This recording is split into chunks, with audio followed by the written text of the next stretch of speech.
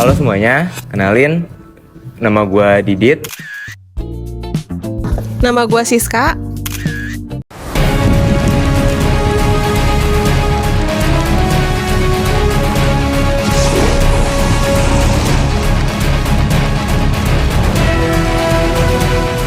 Jadi kita berdua di sini pengen ngebahas tentang yang lagi marak-maraknya, yaitu media sosial dan second account. Apalagi kita tuh berdua di sini pengen ngaitin sama mental health.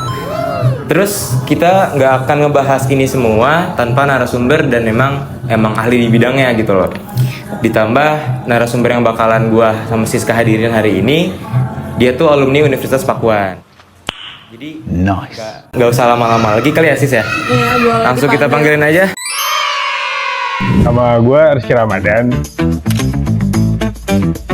Saat ini gue sibuk kerja di Jakarta di salah satu bank swasta nasional sebagai IT System Engineering. Dulu gue juga alumni dari Universitas Pakuan. Cuma jurusannya ilmu komputer di Fakultas MIPA. Tapi urusan-urusan dengan hal-hal yang berbau broadcasting ini dekat sih sama gue. Karena waktu tahun 2019 gue bikin podcast di Spotify. Aktif nggak salah sampai 3 tahunan lah. Bang, gue pengen nanya nih. Lu kan aktif juga lah di media sosial. Kenapa sekarang pengguna media sosial tuh banyak yang punya second account? Khususnya dimulai dari generasi milenial akhir sampai generasi Z, Gen Z. Pandangan lu gimana? Pendapat lu? Sebenarnya kalau ngomongin sosial media ya, ini kan konteksnya kan first account sama second account kan. Iya.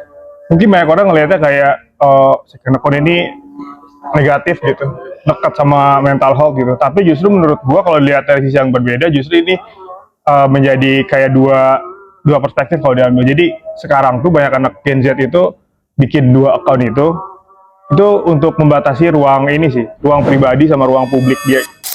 Jadi first account itu kebanyakan dipakai untuk bagaimana dia mengekspresikan di ruang publik yang penuh dengan tekanan sosial, misalnya dia nggak terlalu bebas di sana. Iya, emang sekarang kebutuhan second account itu jadi penting karena lu kalau misalkan sekarang masuk kantor, masuk apa, salah satu checking backgroundnya itu juga sosial media.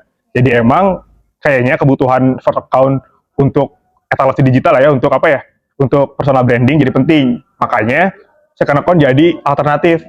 Gimana caranya si kita sebagai personal di ruang publik juga bagus, gitu, sesuai dengan citra yang pengen kita kasih. Di second account kita benar-benar jadi diri kita sendiri gitu. Berarti fungsi dari second account tuh sebenarnya buat ngebatasin ruang pribadi sama ruang publik aja berarti ya? Menurut gua, Ya. walaupun emang deket sama, kalau dibilang deket sama mental health juga deket. Karena itu kan dulu kalau orang-orang main sosmed aja kan. Sekarang tuh ngapain bikin kayak gitu, itu kan sebenarnya deket sama kayak anjing gua kalau misalkan di upload di first account gua nanti gini. Karena banyak tuntutan, di sini juga ada keluarga, jadi kita bener-bener ngejaga kan.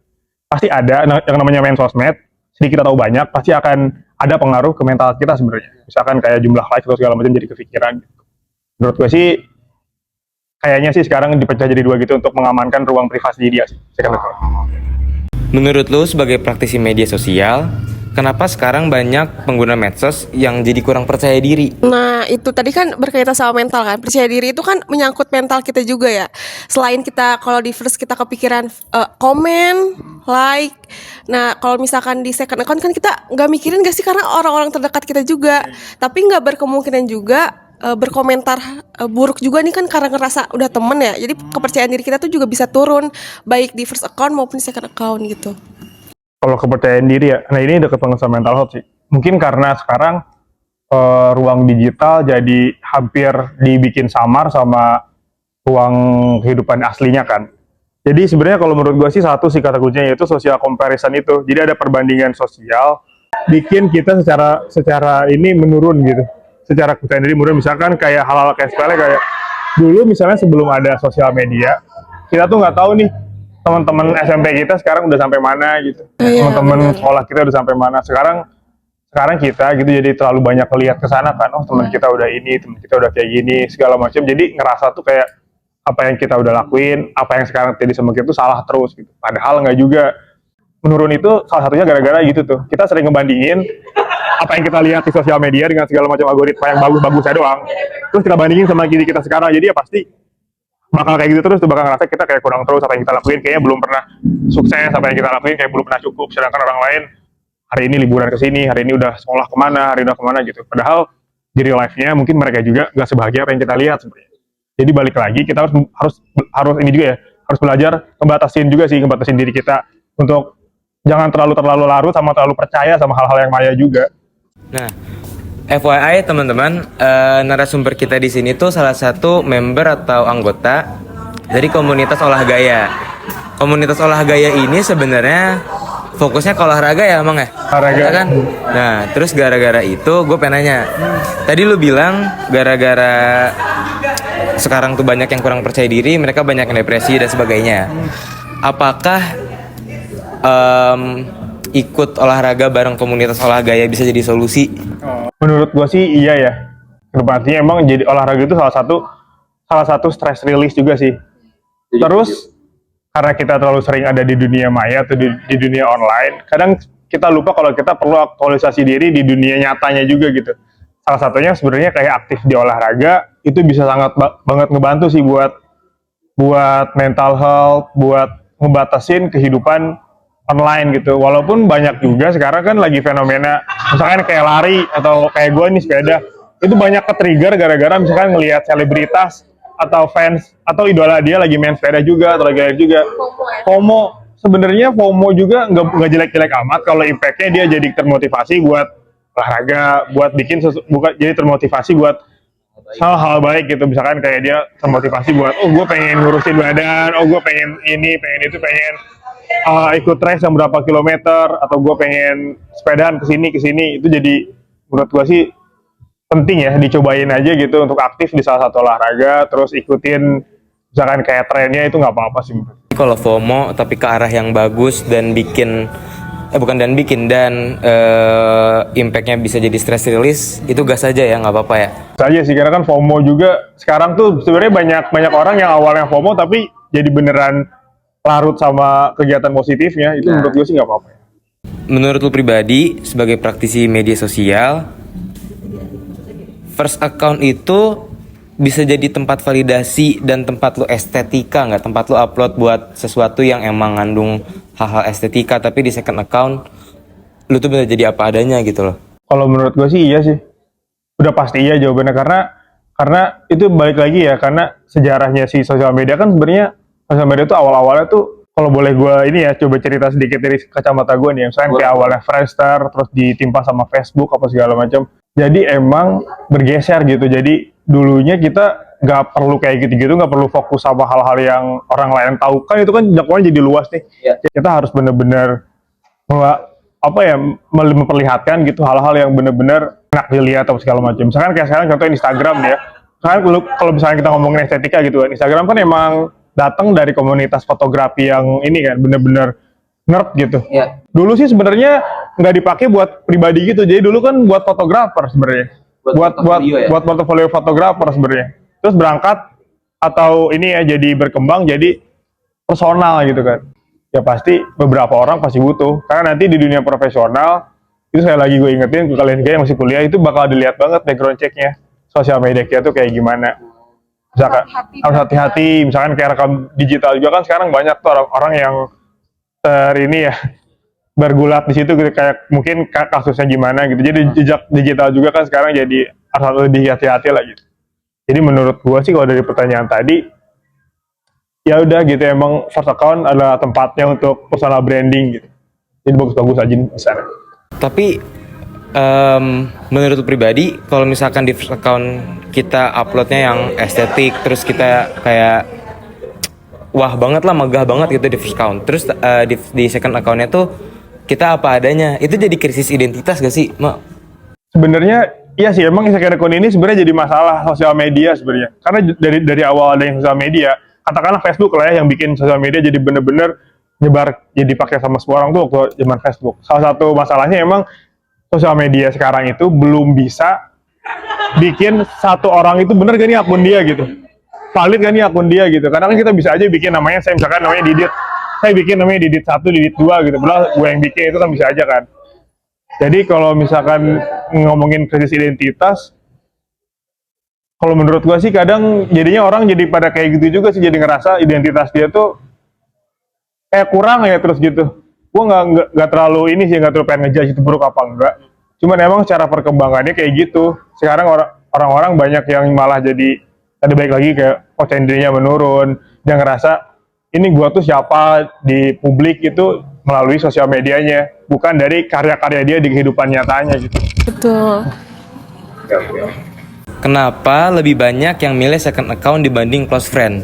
Terus ada juga orang yang udah bikin second account, tapi dia bikin close friend di second account juga. Gua nggak tahu itu penyakit apaan ya. Mentalnya kenapa ya? Banget sih, tapi kalau gua sekarang karena gua tadi bilang gua punya second account karena malas juga ngurusinnya kan. Dua-dua gitu. Gue emang ngebatasin dengan cara dikunci sama di close friend kalau ada apa-apa. Tapi kalau orang-orang yang bener-bener kayak ekstra udah bikin second account yang udah dibatasin jelas-jelas orangnya. Terus dia bikin close friend juga gitu, jadi kayak buat apa gitu. Nah kan sebenarnya sejarahnya close friend itu, fitur close friend itu dibikin buat ngebatasin orang-orang yang punya 2 account. Dibatasin sama close friend. Tapi tetap aja kan ngerasa masih belum cukup nih fitur, mungkin karena dia mungkin ada circle pertemanan lain yang di dalam second account itu nggak boleh tahu juga gitu kali ya. Jadi malah ngebikin ini ya permasalahan baru dan pusing sendiri.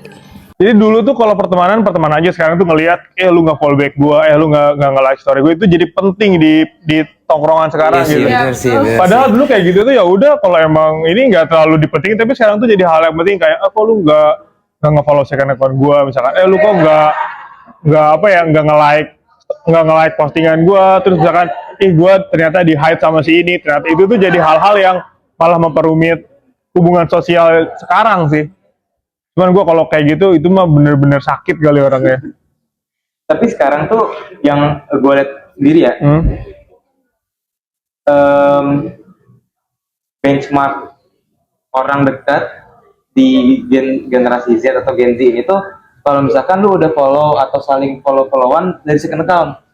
Iya, itu benar Iya. yang bilang tadi. apalagi story-nya udah titik-titik, nanti tuh kalau kita ketemu langsung kayak ceritain story di second account itu. Oh gitu ya. Iya. Misalkan ditanya deh, misalkan gue sama Siska baru kenal gitu, terus lu nanya, "Dit, lu kenal Siska nggak?" "Kenal, gue udah follow secondnya." Oh. Terus itu banyak sekarang. Jadi gitu. ditandai dengan kayak gitu ya. Iya. Tapi emang kayaknya sih kayak gitu. Cuman kita kan sebenarnya ada gap generasi nih. Gua nggak tahu ya kalau di generasi gua kayak gimana. Di generasi gua tuh istilah second account tuh sebenarnya baru ada di sosmed tuh baru-baru ini kan. Dulu tuh kalau fake account sudah ada dari dulu. Oh, fake account. Oke. Itu beda lagi. Kalau fake account itu mungkin berfungsi bukan nge-share secara pribadi atau urusan personal ya, tapi lebih ke teror, anonim, akun-akun yang buat emang dia mau ngintai siapa segala macam itu pakai fake account. Tapi kalau sekarang kan ada second account tuh. Nah itu tuh emang sekarang jadi diperumit gitu hubungan pertemanan tuh dengan hal kayak gitu tuh. Bener. Second account tuh kita harus temenan, nanti gak dipertanyakan, gitu habis second account ada close friend lagi. Gua nggak tahu sih. Emang ribet sih. Emang ribet ya? Sini makin ribet.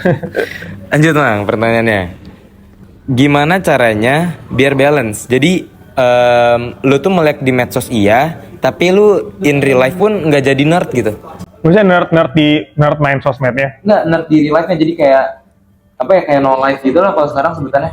Oh jadi dia sama sekali nggak punya sosmed gitu? Iya, bukan. Dia sama sekali nggak bisa bersosialisasi. Oh misalkan kayak bener-bener nggak nerd kayak kutu buku parah Iya, gitu kan? iya, Oh. gitu. Nah menurut gua kalau misalkan orang nerd itu yang bener-bener no life sebenarnya nggak salah juga. Karena kan mungkin dia menempatkan sosial media di posisi keberapa dalam hidupnya gitu. Ya. Dia mungkin fokus sama dirinya kan, misalkan kayak dia seneng lagi mempelajari apa gitu, tahu-tahu dia begitu ada di titik puncaknya ya orang-orang nggak usah dia punya sosmed, kita udah pada tahu dengan prestasinya gitu kan.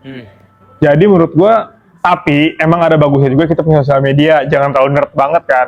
Karena untuk ngebantu juga, baik lagi sekarang peluang-peluang pekerjaan, peluang-peluang uang gitu ya, peluang-peluang yang berbau bisnis emang terbuka juga kan di sosial media. Jadi menurut gua cara mengimbanginya adalah untuk orang yang nerd, mungkin sesekali follow idolanya dulu lah gitu. Follow idolanya dulu, misalkan dia lagi ngikutin penulis siapa, ya udah ikutin aja, pasti kan ada tuh info-info terkait apa. Mungkin nanti setelah itu dia bisa lebih luas lagi main sosmednya. Terus buat orang-orang yang bener-bener terlalu ini ya, terlalu main sosmed banget tapi sama sekali kehidupan aslinya nggak ada juga, jangan terlalu gitu. Jadi kita harus belajar memisahkan sosial media itu, jangan dijadikan sebagai yang prioritas atau utama di kehidupan sosialnya. Dia tuh sebagai tools kehidupan sosialnya. Kehidupan yang benernya kita tetap ikut misalkan aktivitas olahraga, berpartisipasi di berbagai kegiatan sosial gitu. Yang emang bener-bener real nih kita hidup. Pertanyaan terakhir nih teman-teman. Oke. Gimana caranya atasin orang yang udah kena gangguan mental gara-gara terlalu aktif banget di media sosial? Over kali ya, kayak apa-apa diposting, apa-apa diceritain gitu. Oversharing banget. Oversharing. Gimana tuh caranya? Kalau menurut gue sih kadang itu tuh kayak gitu tuh bener-bener dari pribadinya masing-masing kan ya. Mungkin ada juga orang yang emang aslinya dia sering cerita, begitu dia punya sosmed ya akhirnya dia overshare gitu semuanya walaupun di sharing. Pasti ada beberapa orang yang keganggu ya. Tapi buat orang-orang itu secara pribadi gue nggak tahu harus kayak gimana, tapi itu kan diri dia sendiri, ngerti gak sih? Tapi gue nggak tahu ya kalau misalkan itu pemicu apa, itu dibilang salah satu hal yang negatif apa enggak. Tapi ada juga orang yang ngerasa dia baik-baik aja ketika sesuatu di-share gitu, ngerti gak? Jadi iya kan ya, misalkan kayak gue emang senangnya kayak gini gitu, apapun kayak misalkan hal-hal yang gak estetik pun dia share aja gitu. Karena ada kepuasan tersendiri atau dia ngerasa lega aja ngasih tahu ke orang kalau gue lagi gimana. Jadi kalau kata gue sih, kalau pertanyaan yang tadi ya, itu balik lagi ke dirinya sih sebenarnya. Balik ke dirinya. Kita sih gak bisa ngejudge itu baik apa buruk sih sebenarnya. Berarti gimana orang itu bisa ngasih solusi ke diri dia sendiri, dia harus kenal sama diri dia sendiri juga. Tapi kalau misalkan tadi ngomonginnya kan tadi kan itu yang oversharing.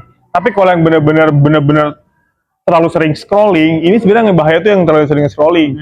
Yang benar-benar kayak tenggelam lama di TikTok atau tenggelam lama di Instagram.